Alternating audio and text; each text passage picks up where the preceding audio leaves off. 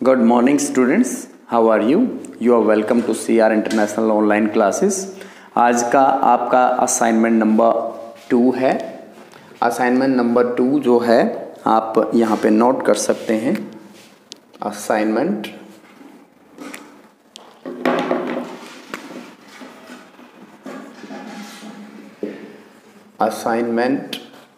Number 2। तो बेटा इसके अंदर जो असाइनमेंट नंबर 2 है, इसमें टॉपिक लिया हमने towns and trade. Towns and trade ये हम किसके विषय में जान रहे हैं? ये हम मौर्य साम्राज्य के विषय में जान रहे हैं, क्योंकि मौर्यकालीन जो राजधानी रही है उसमें पाटलिपुत्र का नाम विशेष रूप से उसमें लिया जाता है। उससे पहले उसकी राजधानी राजगाह और उसके बाद में उसकी राजधानी उसका नाम बदल करके राजगीर कर दी गई थी। यानी 3 राजधानियां हम देख सकते हैं। इसमें पहले राजगाह राजधानी बनी, फिर राजगीर बनाई गई और उसके बाद में पाटलिपुत्र बनाई गई। तो जो पाटलिपुत्र की राजधानी है वो एक गांव होता था जिसका नाम था पाटलिग्राम, और उस पाटलिग्राम गांव के अंदर इसे स्थापित किया गया था। इसमें इस गांव को इतना ज़्यादा महत्व क्यों दिया गया, ये यहाँ पर अभिलेखों से हमें पता चलता है कि इस पाटलिपुत्र का मतलब व्यापार के नज़रिए से बहुत ही ज़्यादा इसका योगदान था। पूरे एशिया महाद्वीप में ये बड़े महानगरों में से शामिल हो चुका था और काफ़ी कार्यशील जनसंख्या यहाँ पर निवास करती थी। इसमें टाउन्स और ट्रेड में जैसे कौन कौन से नगरों पे हम प्रकाश डालेंगे, जैसे कि मथुरा है। मथुरा जैसे कि सांस्कृतिक, राजनीतिक और सामाजिक जो जीवंत एक तरह से केंद्र था उस समय। बहुत ही ज़्यादा कल्चरल एक्टिविटीज़ वहाँ पे होती थी। वहाँ विभिन्न तरह की जैसे व्यावसायिक गतिविधियों का केंद्र ये होता था। कई तरह के व्यवसाय करने वाले लोग वहाँ पर रहते थे। इसमें आगे है इसमें उज्जैनी। तो उज्जैनी जो नगर है वो भूतल मार्ग पर स्थित था, यानी स्थल मार्ग पर स्थित था। इसमें एक नगर है पुहार। पुहार नगर जो है समुद्र तट के किनारे स्थित था, जहाँ से समुद्री जो व्यापार शुरू होता था, यानी समुद्री तट की बंदरगाह थी पुहार। इसमें एक नाम है मथुरा। तो मथुरा का स्थान मैंने आपको बताया अभी व्यवसाय और सांस्कृतिक दृष्टि से, सामाजिक दृष्टि से बहुत ही बड़ी गतिविधि का केंद्र बिंदु होता था। और जो पाटलिपुत्र है वो नदी मार्ग के किनारे पर स्थित था। जैसे कि हम आज के समय जानते हैं पाटलिपुत्र को पटना कहते हैं, और जो पटना है वो गंगा नदी के किनारे पर स्थित है। इसके बाद है न्यू सिटीज़, नए नए नगर कौन कौन से, जैसे मैंने अभी बताया उज्जैनी है, पुहार है, या फिर पाटलिपुत्र है, मथुरा है। तो इस तरह के नए नए नगर अस्तित्व में आए। और इसके अलावा ये भी बात हमें ध्यान रखनी है कि जो महाजनपदों की राजधानियाँ होती थी वे ही नगर ज़्यादा डेवलप उस समय हो रहे थे। इसके बाद आता है urban population, elites and craft persons. जो शहरी जनसंख्या होती थी उसमें जो एलाइट ग्रुप होता था, यानी जो संभ्रांत वर्ग जिसे हम कह सकते हैं, जो कि विभिन्न प्रकार के बहुत धनवान व्यक्ति वहाँ पे रहते थे, जिनको कुलीन वर्ग का हम कह सकते हैं। तो कुलीन वर्ग के लोग वहाँ पे शहरों में निवास कर रहे थे और कई तरह के शिल्पकार भी वहाँ पर रहते थे। शिल्पकारों में जैसे बढ़ई है या लौहकार है, स्वर्णकार है, या फिर जो भी मतलब किसी भी तरह का कोई शिल्प कला को जानने वाला व्यक्ति है, चित्रकार है या कवि है, तो इस सभी तरह के जो क्राफ्ट पर्सन्स जो लोग थे वो यहाँ पर निवास कर रहे थे। तो इसमें जो कई इसमें शहर ऐसे थे जो इस तरह की गतिविधियों के केंद्र बिंदु होते थे। अर्बन पॉपुलेशन एलाइट्स ग्रुप वहाँ पे इतना ज़्यादा क्यों था? क्योंकि अर्बन जो पॉपुलेशन थी उनका मुख्य व्यवसाय व्यापार रहता था, और व्यापार करने उनका विदेशों से भी व्यापार था। और ये पता चलता है कि 6ठी शताब्दी ईस्वी पूर्व से पहले अगर जैसे खुदाई करते हैं तो उस समय पर काफ़ी मात्रा में मतलब पुरावस्तुएं हमें मिलती हैं, और उन पुरावस्तुओं का हम अध्ययन करते हैं तो उसमें पता चलता है कि इन लोगों के व्यापारिक संबंध जो हैं दूसरे बाहर के क्षेत्रों से भी रहे होंगे। इसके अलावा इसमें ये बात पता चलती है कि जो अर्बन पॉपुलेशन है उसमें काफ़ी संख्या में लोग पढ़े लिखे होते थे। इसके बाद है ट्रेड इन सब कॉन्टिनेंट एंड बियॉन्ड।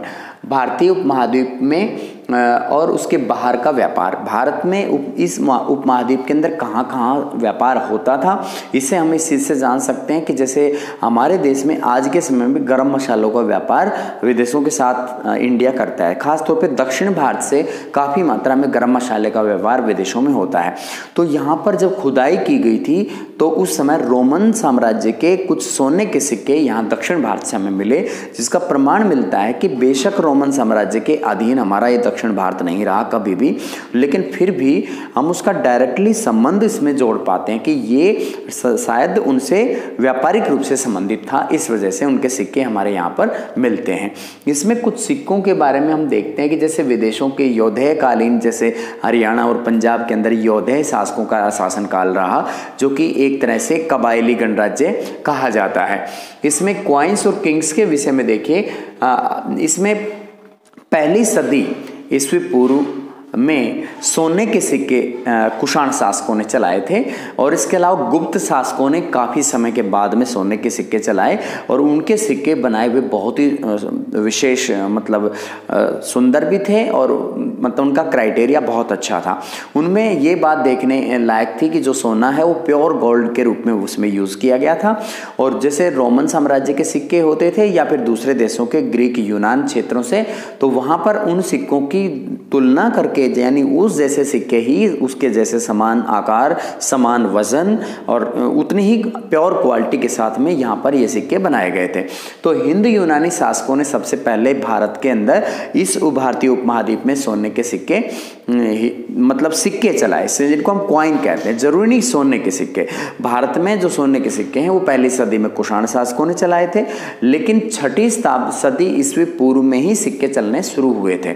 और दूसरी सदी ईस्वी पूर्व में तांबे के सिक्के या फिर दूसरी अन्य धातुओं के सिक्के भी यहाँ पर अस्तित्व में आने लगे। तांबे के, पीतल के, कांसे के, इस तरह के सिक्के अस्तित्व में आए।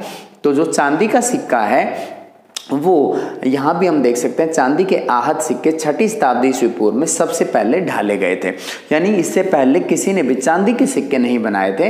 तो चांदी का जो पहले सिक्के हमें अस्तित्व के रूप में मिलते हैं तो छठी शताब्दी ईस्वी पूर्व से ही मिलते हैं। इसमें एक टॉपिक है जैसे ये कॉइन्स और किंग्स के अंदर कि इसमें एक प्रचलन रहता था, इसमें एक रिवाज था। वो रिवाज ये था कि जैसे कॉइन्स जो भी मिल रहे हैं उस पर उस राजा की प्रतिमा मिलती है, और दूसरी तरफ राजा की जैसे जो के विषय में या उस सिक्के के विषय में कुछ जानकारी दी गई है, यानी वो पता चलता है कि कितने का सिक्का है, कितना वजन का सिक्का है, कितने मूल्य का सिक्का है। तो ये जो क्वाइन और किंग्स का जो इसमें हम देखते हैं कि इसमें उस समय भी आहत सिक्के जारी किए जाते थे, यानी हाथ से उन सिक्कों को तैयार किया जाता था। काफ़ी मेहनत होती होगी, और ये व्यापार की समृद्धता को ये चीज़ प्रकट करती है। तो उस समय जो सोने के सिक्के हमारे इंडिया में चलाए गए थे तो उसमें ये पर्याप्त मात्रा में मौजूद मिलते हैं उस समय के दौरान। लेकिन जैसे जैसे हम छठी सदी तक पहुंचते हैं, छठी सदी ईस्वी पूर्व में, तो इन सिक्कों का मिलना कम हो गया। कुछ लोगों का मानना ये है, कुछ इतिहासकारों का ये मानना है कि शायद उस समय कुछ आर्थिक चुनौतियां आ गई होंगी, या फिर ये हो सकता है कि ये सिक्के प्रचलन में रहते हों। तो प्रचलन में रहेगी तो चीज़ संग्रह नहीं करेंगे लोग, और इसलिए प्रचलन में जो चीज़ है उसकी वजह से ये कम मिल रहे हैं। एक ये भी हो सकता है कि उस समय पर ये सोने के सिक्के ढाले जाने बंद हो गए हों। लेकिन अभिलेखों में ये बात क्लियर की गई है कि अभिलेखों में साफ साफ विवरण पता चलता है कि सोने के सिक्के बाद में भी चल रहे थे। इसके बाद में है the Malabar coast. Malabar coast क्या है? ये केरल के तट को बोला जाता है। केरल के तट में बहुत ज़्यादा चीज़ों का आयात और निर्यात उस समय होता था। हमारे इंडिया में जो चीज़ें नहीं मिलती थी भारतीय उपमहाद्वीप में, जैसे कि सुरमा के बारे में कहा जाता है, कच्चे शीशे के विषय में कहा जाता है, मूंगे के विषय में कहा जाता है, पुखराज के विषय में कहा जाता है, जो बहुमूल्य खनिज हैं एक तरह से, और जो मतलब तरह तरह की जो चीज़ें हम मतलब आभूषणों में यूज़ करते हैं, तो उस तरह की इन चीज़ों को बाहर से मंगवाते थे। और हमारे यहाँ से गरम मसाले जैसे काली मिर्च है, या फिर जो गरम मसाला है जैसे हल्दी है, या और दूसरे जो भी गरम मसाले हैं, वो पर्याप्त मात्रा में दूसरे क्षेत्रों को निर्यात किए जाते थे। और यहाँ पर कई बंदरगाहों का विकास इस समय देखने को मिला, और इस मालाबार कोस्ट को पूरे विश्व में, खासतौर पर यूनान क्षेत्र में, पूरे यूरोप में बहुत अच्छे से जाना जाता था। इसके बाद आता है इसमें पता चल रहा है मालाबार तट पर, जिसको हम आधुनिक केरल कहते हैं, आयात किया जाता था सिक्कों का, पुखराज का, सुरमे का और मूंगे का। इसके बाद है इंस्क्रिप्शंस के बारे में। इंस्क्रिप्शंस के बारे में कैसे पता चलता है कि कोई भी अभिलेख है, उसके बारे में हम कैसे पढ़ पाते हैं कि किस भाषा में है, किस लिपि में है। इसमें जो हमारे पुरातत्वविद हैं, इतिहासकार हैं, मिल करके इसमें मदद करते हैं, मिल करके कोशिश करते हैं। जैसे कि इसके विषय में जानकारी जुटाने के लिए, इस अध्याय से जुड़ी हुई इंस्क्रिप्शंस को अध्ययन करने के लिए आधुनिक बंगाली लिपि का अध्ययन किया गया और देवनागरी लिपि का अध्ययन किया गया। तो उन पुरातत्वविदों को ये लगा कि शायद जैसे अशोक महान के शासनकाल में जो लिपि मिल रही है शायद वो संस्कृत भाषा है, लेकिन ऐसा नहीं था, संस्कृत भाषा नहीं थी। इसको 1838 में जेम्स प्रिंसेप नाम के एक ब्रिटेन के एक कंपनी के अधिकारी, ईस्ट इंडिया कंपनी के अधिकारी ने इसको सही तरीके से पढ़ लिया और उसका अर्थ निकाल लिया। तो ये 1838 में उन्होंने इसे डेसिफर किया है, यानी इसका अर्थ निकाला है। उसमें कुछ जैसे वर्ण भी मिलते हैं, जैसे द, मैं, रे, ए, तो इस तरह के वर्णों को आपस में मैच करके देखा गया तो कुछ वर्णों का मेल बिल्कुल समान लग रहा है और कुछ वर्णों का थोड़ा सा अंतर उसमें नजर आता है। इसमें एक मूर्ति का भी उल्लेख किया गया है कि जो कि एक नागपिया नाम की एक महिला है जिसने इसे धार्मिक स्थान पर स्थापित करवाया है और उसका एक टूटा हुआ अंश जो है वो इस एनसीईआरटी बुक में दिखाया गया है। इसके अलावा होता है मुद्रा शास्त्र। तो मुद्रा शास्त्र में क्या क्या चीजें अध्ययन करते हैं कि मुद्रा जो बनी हुई है या कॉइन जो बना हुआ है वो किस धातु से बना हुआ है और किस परिप्रेक्ष्य में या किस संदर्भ में वो हमें प्राप्त हुआ है और वो कितने मूल्य का है और उस पर किस राजा की प्रतिमा बनी हुई है, चित्र किसका बना हुआ है, चित्र का अध्ययन करते हैं, मुद्रा का अध्ययन करते हैं, मुद्रा की सामग्री का अध्ययन करते हैं और उसके अलावा मुद्रा के संदर्भ का पता लगाते हैं कि कहाँ ये मिला है। तो इस तरह से हमने ये टॉपिक जो आपका है वो एक्सप्लेन किया है। इसमें पहले टॉपिक में आपको लिखना पड़ेगा कि कौन कौन से महत्वपूर्ण नगर उस समय अस्तित्व में आए। तो खास तौर पे महाजनपदों की जो मेन राजधानियां हैं वो अस्तित्व में आई थी। इनमें सभी नगरों का नाम हम ले सकते हैं, जैसे मगध है या फिर वत्स जनपद है, वज्जी जनपद है, अस्मक है, अंग जनपद है, सुरसेन जनपद है, काम्बोज जनपद है। तो इस तरह के सभी, गांधार जनपद है और कुरु जनपद है। तो इन सभी जनपदों की राजधानियों को हम याद कर लेंगे। वो सभी राजधानी नगर इस समय टाउन्स और ट्रेड के रूप में, यानी कस्बे के रूप में, नगरीय जनसंख्या के रहने के रूप में, रहने का स्थान होता था उनका और उनका व्यापार के लिए प्रमुख केंद्र के रूप में ये भूमिका निभाते थे। नए नगरों के अंदर हमें वर्णन करना होगा मथुरा का, पाटलिपुत्र का, उज्जैनी का और ये है पुहार का। तो जो पुहार है वो समुद्री तट पे स्थित है। मथुरा जो है व्यावसायिक, सामाजिक और सांस्कृतिक कला का केंद्र बिंदु है, यानी बहुत ही डेवलप्ड है। और पाटलिपुत्र है एशिया महाद्वीप में बड़े नगरों में से कोई एक है और वैसे भी मौर्य साम्राज्य की राजधानी रहा है। इससे पहले बनने वाली दो राजधानियों का जिक्र किया गया है। सबसे पहले राजगाह, उसके बाद राजगीर और फिर उसके बाद ये पाटलीग्राम नामक एक गांव के अंदर, पाटलीग्राम नामक एक गांव के अंदर इसको स्थापित किया गया। बाद में इसका नाम चेंज होकर पाटलिपुत्र हुआ है। आज के समय में वर्तमान में पटना बोलते हैं, जो कि गंगा नदी के किनारे पर स्थित है और बिहार में पड़ता है।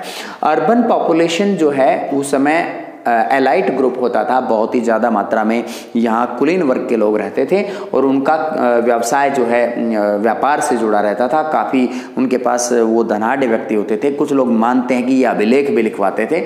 इनमें से जैसे कुछ लोगों का मानना है, जैसे इतिहासकारों का, कि ये इतिहासकार जो हैं उसके बारे में अनुमान लगा पाते हैं कि ये जैसे नागरिक लोग या फिर धनवान लोग या अभिजात वर्ग के लोग या राजा लोग ये अपने अभिलेख लिखवाते थे और उसके अंदर अभिलेख लिखवाने वाले का नाम, उसका व्यवसाय भी अंकित होता था। इसमें क्राफ्ट पर्सन्स की बात आती है। कई तरह के शिल्प कला से जुड़े हुए लोग वहाँ पर रहते थे, जैसे स्वर्णकार, लौहकार या फिर जो तांबे के बर्तन बनाने वाले या फिर हर तरह की वस्तु बनाने वाले, जैसे बढ़ई है, इस तरह के लोग। उसके बाद है उपमहाद्वीप के अंदर तो व्यापार संबंध थे ही, लेकिन ऐसा पता चल रहा है कि पहली से दूसरी सदी में हमारे पूरे उपमहाद्वीप में समुद्री मार्ग से भी कनेक्टिविटी बढ़ गई थी और आंतरिक स्थल मार्ग की कनेक्टिविटी भी बहुत ज़्यादा हो गई थी। लगभग हर क्षेत्र को अटैच कर दिया गया था और इस तरीके से उपमहाद्वीप के बाहर भी व्यापार करना आसान हो गया, जैसे कि पाटलिपुत्र से, पुहार से, बहुत ऐसी जगह हैं जहां से दूसरे क्षेत्रों को व्यापार करना आसान हो पाया।